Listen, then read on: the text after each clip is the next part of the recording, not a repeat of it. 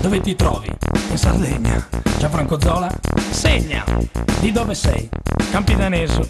Che coro ascolti? Sono goreso. E come vivi? Ascolando. I contributi?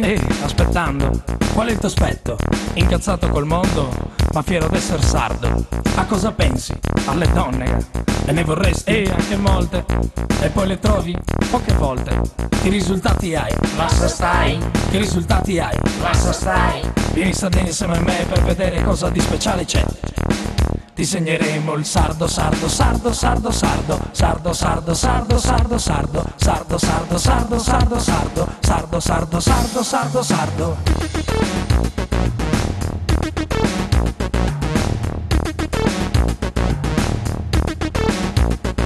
Cosa c'è a Sassari? I candelieri. Cosa c'è a Oristano? I cavalieri. Cosa c'è a Nuoro? Il Redentore. Cosa c'è a Cagliari? Il Bastione. Vieni in Sardegna insieme a me per vedere cosa di speciale c'è. Nel mio mondo sardo, sardo, sardo, sardo, sardo, sardo, sardo, sardo, sardo, sardo, sardo, sardo, sardo, sardo, sardo, sardo, sardo, sardo, sardo, sardo. Che stai facendo? Pisciando. E adesso? Scuttolando. Innamorato? Già lo credo. E lei ti ama? Ha un altro uomo. Come va in giro? In Vespino? Sotto la sella? Il pecorino? Il tuo fondo schiena? Tuona, tuona. E l'organetto? Suona. Sei felice? Ama la ghiana.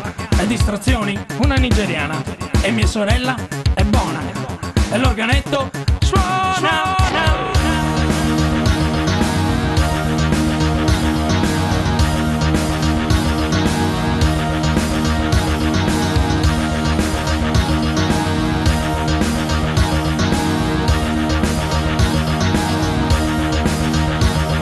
Sardegna insieme a me per vedere cosa di speciale c'è.